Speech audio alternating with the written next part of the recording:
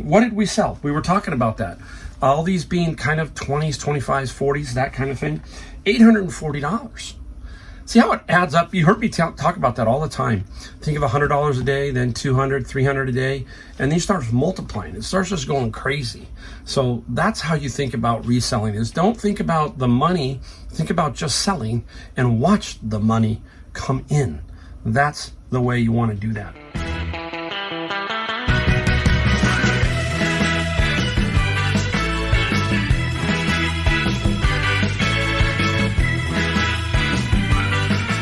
Everybody, welcome.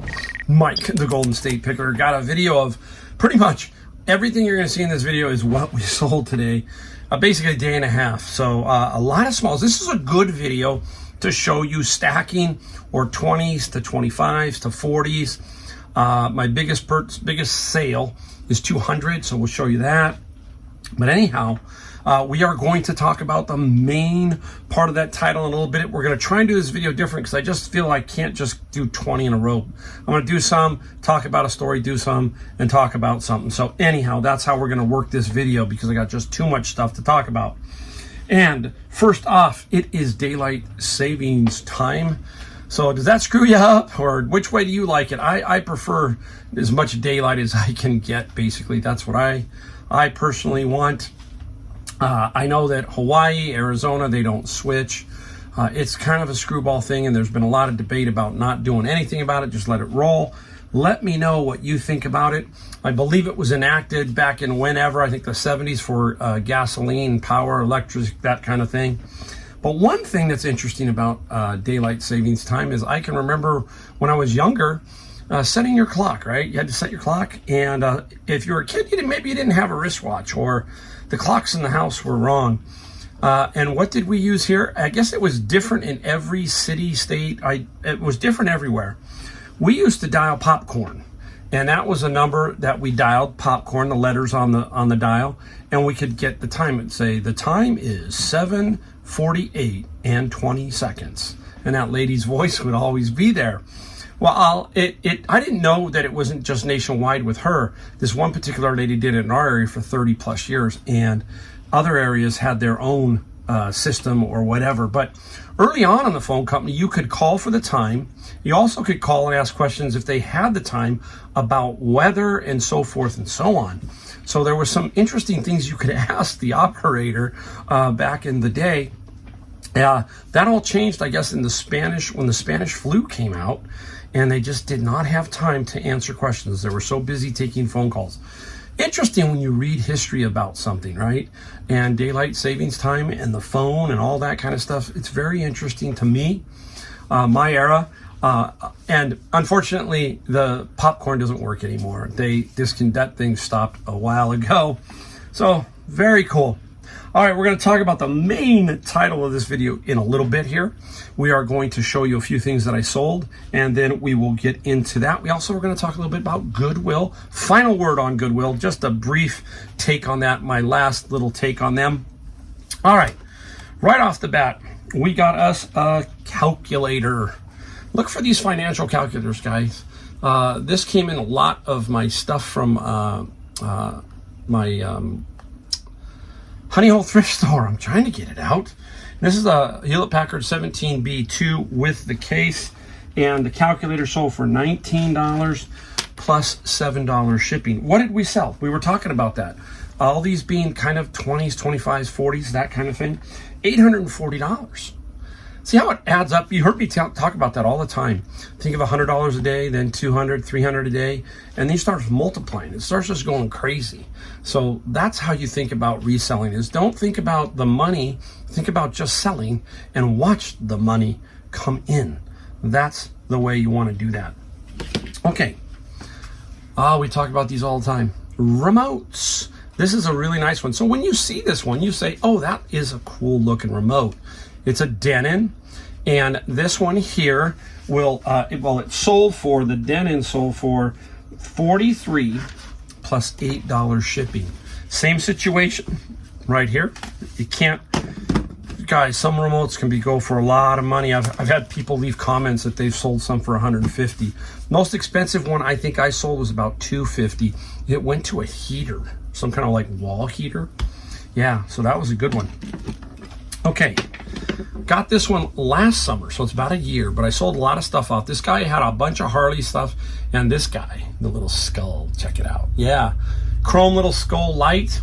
And basically I bought a bunch of stuff in the lot, sold almost all of it except for this skull.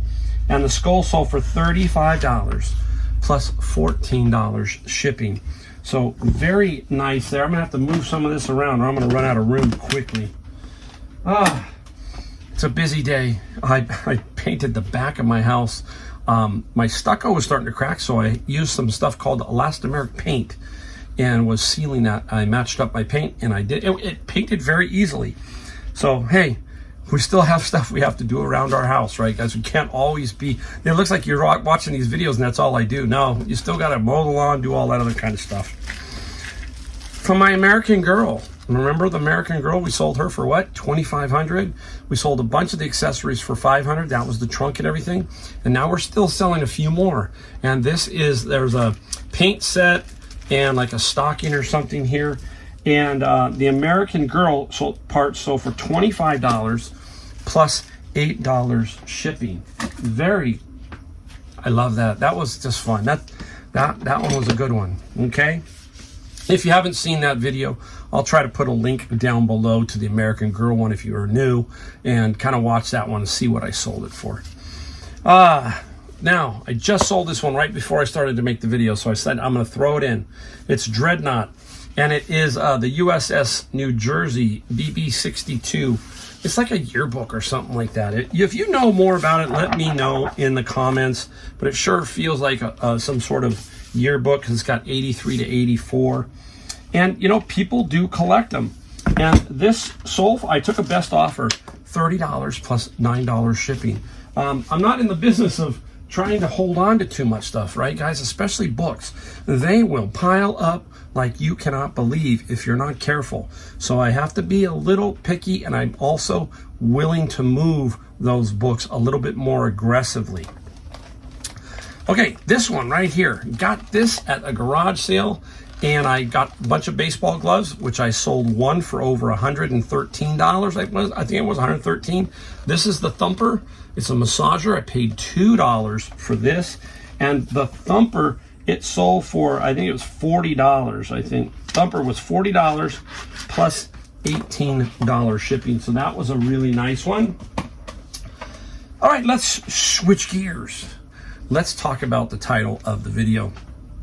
Now, you know, we're going to talk about Goodwill in a minute after we do some more sales, but this is about savers. Now, you know, I have a big networking connection of other pickers at my savers, and I came in late in the afternoon on my second trip back in, and they said, "Hey, Mike, this is for you. They got something up front, and maybe you might be interested." And I'm like, "Well, okay, what is it?" They said it was a watch, and it's selling for $1,200. I'm like, "Ooh, that's a lot. $1,200. They better be, you know, better be the deal, right?" So I couldn't resist. So I went up to the front.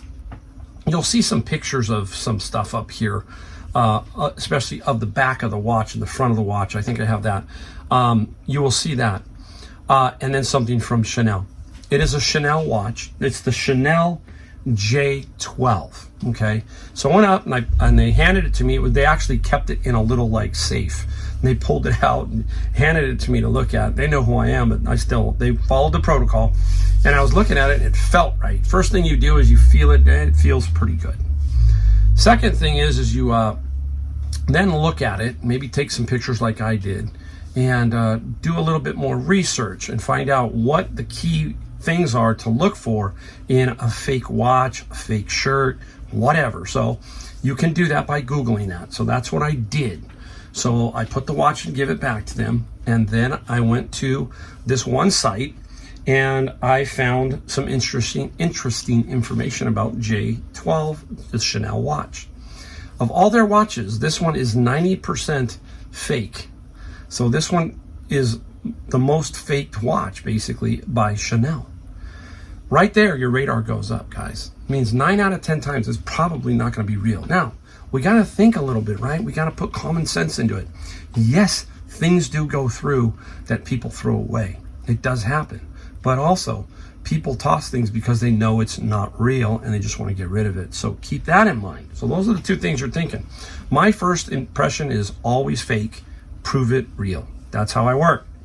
So I dug a little bit deeper, and it basically was telling me what to look for.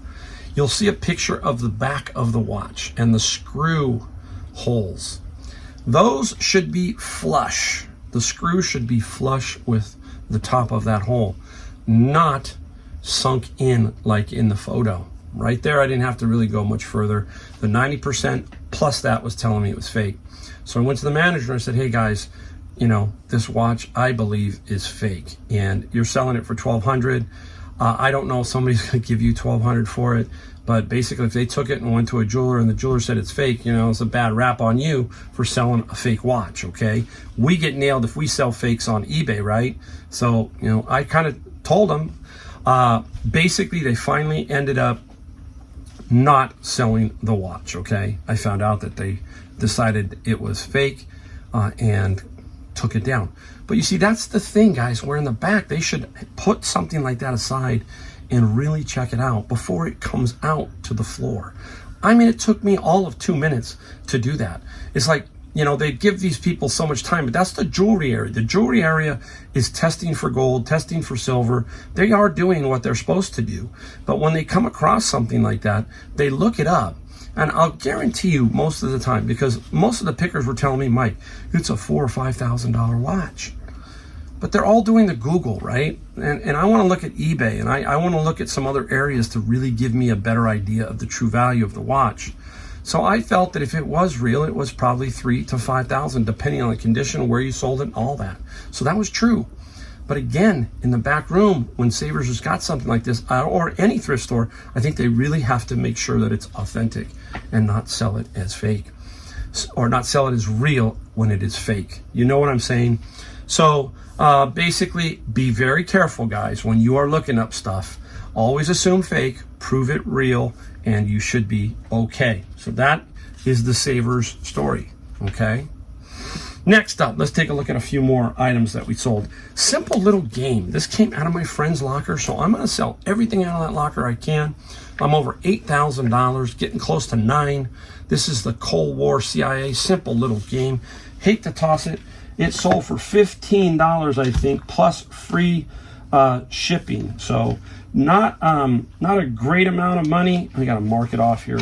But again, 15 plus free shipping. Now, I'll try and get it as light as possible to keep the shipping down as much as possible. All right, I got this one just recently. A manager of a Goodwill. This is an interesting story. So I have this friend who's the manager of a particular Goodwill, and he likes to thrift, and he sells online. But get me, he does not ever do anything against Goodwill. This guy is the nicest guy, straight up, but he goes to flea markets, garage sales, and so forth. I always tease this guy. He's so funny to tease. I tell him, every time I walk into your store, I think of Nordstrom's. The prices are so high and so far out there, I feel like you should change it to Nordstrom's. I kind of give him a rib, right? And so he was out at this flea market with me, and he's standing around looking. He goes, Mike, you got to take these two purses. So I got a Dooney and Burke, and then he said, take this one. And I'm like, okay, how much were they? $5 each. And, I'm like, I'm not into clothing and stuff, but he insisted that I do it. So I took this one. Now, if you look at it real close, it's made out of pull-top cans and stitched. It's on the front it says Sewing Hope, and on the inside it's Sisters of something. Some of you will probably already know what I'm talking about. It is St. Monica's Girls' School, okay? So some kind of place is making these. It's really cool. And so I took an offer, and I sold the purse for $24 plus $13 shipping. I paid $5 for this and $5 for the Dooney and Burke. Dooney and Burke's not going to be a lot, but I said, you know what, I'll take a chance. I can tell them at least I sold one. I got my money back and made a little bit. Now I have one more still to go, which I could sell and hopefully make a little bit more profit. So even Goodwill managers are out there selling, but I just want to clarify that he is a very upstanding guy. I do give him a couple of shots now and then. Every time I come in, I say hi to him, and he goes, "Are you finding anything?" And I tell him the usual. The response is, "Nope, it's too high of prices." All right, up next. This is out of my cross-stitch lot. This one is Busilla. It's a good brand. Brand new. I peeled off a bunch of them to sell individually and some in lots. This one is $17 plus $7 shipping. I sold another 3 for $59, so $60. So those 4 basically paid for the lot of cross-stitch, and now I just sell them, and every one I make is profit now. All right, let's go into some manga. I'm just going right down the line here, guys. We got one more little quick tidbit about Goodwill and my last thoughts on that. Chobits, manga 1 through 8. And this was out of the manga lot that I got at the flea market. And I took a huge lot of $500. And I got a ton of manga DVDs, everything. Chobits sold for $40 plus $9 shipping. This is already a moneymaker, okay? I have about half the collection I'm selling on eBay, and the other half is being sold on Amazon. So, 2 platforms. That's the way you do it, you know? Divide it up. Everybody gets a little piece of the pie. I get a little bit of money. I'm happy too. This one. Now, I hated... This is... Sometimes you see me... If you see me do books or talking about books, I debate things like this because I don't want to throw them away because it's kind of neat. You kind of see it. It's the Charlie Brown book set, okay? Not a lot of money here. So this one was Charlie Brown, and Charlie Brown sold for $20 plus $10 shipping. Again, if I'm going to try and get this out of here, I'll take anything when it comes to the bins, basically, because I want those bins to be paid for. And they've been paid for over and over and over by what you just saw right there, okay? So that's 1/5 of a bin. They cost me $100. All right, I got this Frogger. This came out of the manga. This was also in there. Now, not a lot of money. My wife and I used to play Frogger. She used to play it a lot more than I did, but when we were younger, we used to hang out at this place called Golfland USA.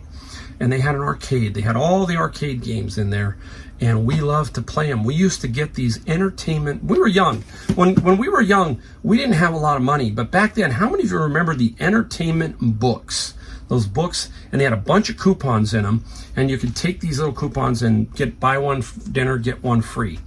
I even bought my hotels using the entertainment books for Hawaii one year. And they'd have these coupons where you buy 100 tokens and get 100 tokens free. And, you know, we're in our early 20s and we're doing our thing. We would maybe go play miniature golf, then come back in and play all the arcade games. And Frogger was one of her favorite. So, didn't sell for a lot. Got $22 plus free shipping. But it always stimulates the mind and says, hey, I remember those days, so it's pretty cool. What was your favorite? If you're in my age bracket, did you have a game that you played back then? We also played Sega. Sonic the Hedgehog. We would sit at home and play that one. So let me know what you played. Back then, we didn't have the internet, guys. So if you're new, you know, I'm a little bit older, obviously, you can tell, but we didn't have the internet, so we had other things that we were doing, like the video games were pretty popular. And then when the computer came, it was fascinating. It was a great time to be alive, guys. All right, up next, Arnold Schwarzenegger, a laser disc. I forgot where I got this one. Believe it or not, I can't, but I know I didn't pay much for it. Finally, I just took an offer on this one, and Terminator was $12 plus $5 medium mail shipping on that, so that is cool. All right, let's get into the last thing about Goodwill, and we'll kind of leave it at that. I stirred up a lot of stuff with the Goodwill video a little while back, and you know, are there CEOs making too much money? Is the money trickling down? All that kind of stuff. Well, you know, here's my take.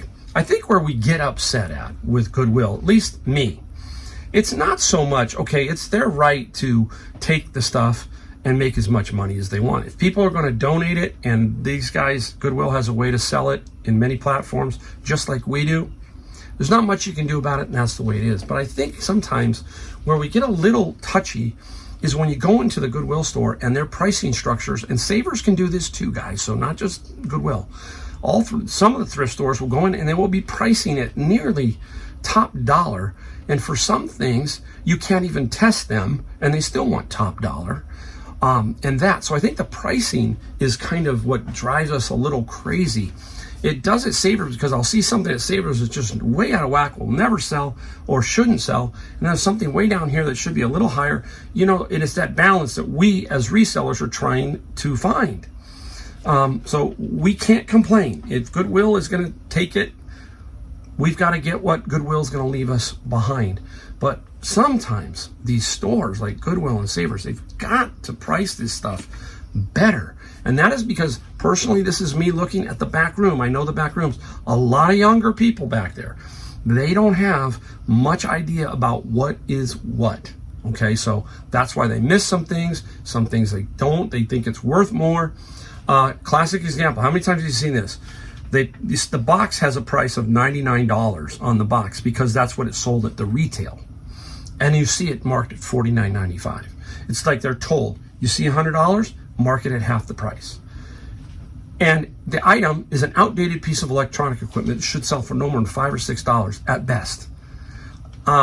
Sometimes I'll take some things, like they actually priced a fake Canon camera for like $49.95. I took it to the front. I said, what in the world is going on here? This thing was 100% easily, visually a fake. So you see what I'm saying? There's a lot of this pricing stuff that I don't seem to understand with them. And I think that's where the frustration. And the last thing is, our Goodwills have used COVID as the excuse to no longer take returns. They don't take anything back. They used to at least give you a store credit. No more. So with electronics especially, you are taking a fly. And if it's priced at really high price, I'm not going to take no chance on that because I can't return it.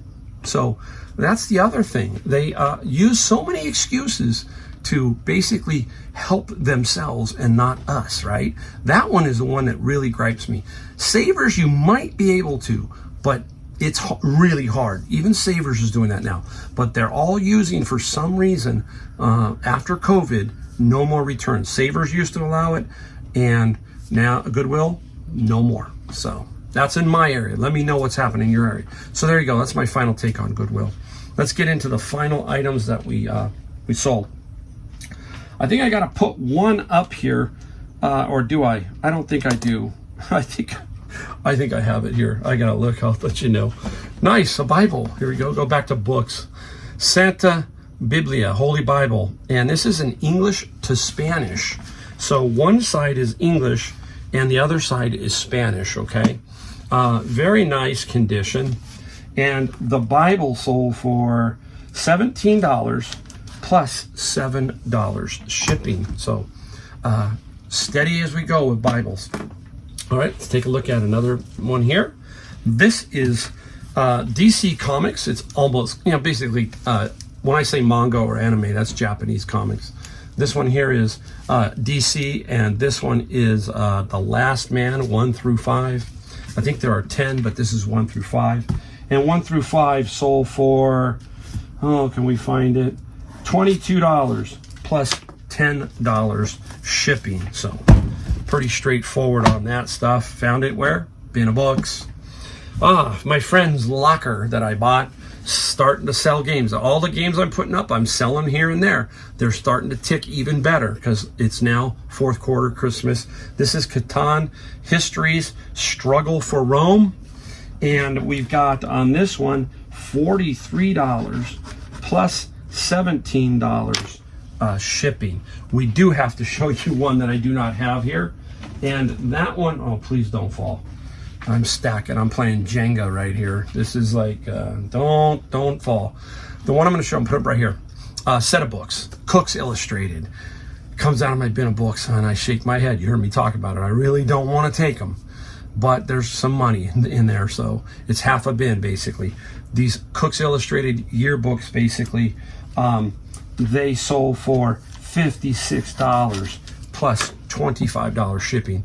You can only put $25 or $26 max media mail in the book category. So some of those bigger lots, you got to kind of figure in some different things. Yeah, you probably could take it offline.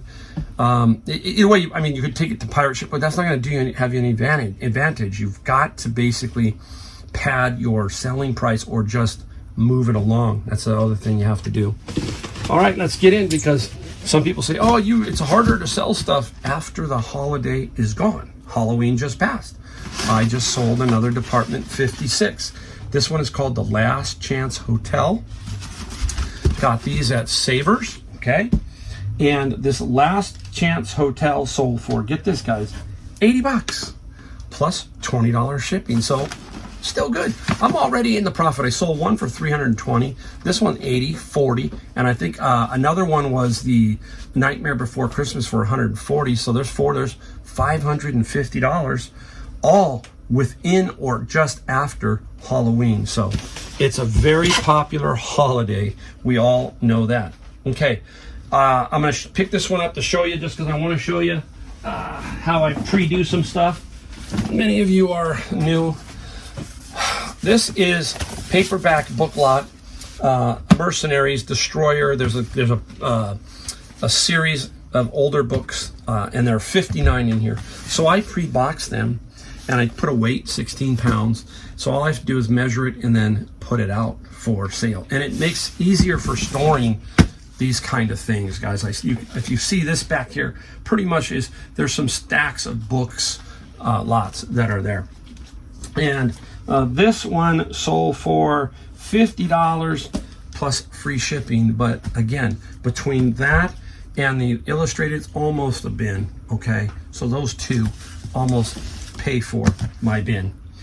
Oh, here's one that will definitely pay for a few bins. This one, nice little book lot. This is the History of the United States Naval Operations in World War II. Very, very good condition. Notice the coloring up here and none on the bottom. Why? Why do they color, or did they color these edges? And from what I understand, it's dust collection for some reason. If you look at some of the paperbacks and stuff like that, there can be orange, purple, red. I've seen all kinds of colors. They've got to dye these edges. They stopped doing it, I think, in the late 70s, and it was just too expensive. But that was the thinking or reason for that. This book set sold for $200 plus $26 shipping. Nice. So that's a takeaway fees and everything. That's a bin and a half. $150, let's say. That's a bin and a half on that one. Nice, huh? I think that is going to be it. I'm going to look down my list, and I think we did it. No, we got one more. One more. Here, let me show you the last one. I always seem to forget something. This is a Sony S-Master digital amplifier. 5-disc changer, okay? And I tested this a long time ago. And I don't remember where I got it. It's been that long. Some stuff, you guys, it sticks around. But somebody came in, and I think I was asking $50 or $52, and I said, will you take 40? I looked where he lived. He lives in California. Shipping is $45. So I said, yes. $40 plus $45. I bet it only cost me $20 to ship it, so I make $65. So this has the remote, that helps. There you go. That's it. So that's how you kind of work it, and that's how you end up with $840 worth of stuff. Dang, pretty good. I love it. All right, there you go. I kind of did a little different because I thought if we just ran 20 items, it might be really boring to begin with sometimes. So I broke it up a little bit, gave you a tidbit here, a tidbit there. Hopefully it helps you. Hopefully it brings you some knowledge. Hopefully it gets you inspired, all that kind of stuff. That's what we're here to do. Many thanks, and I will see you in my next video, guys.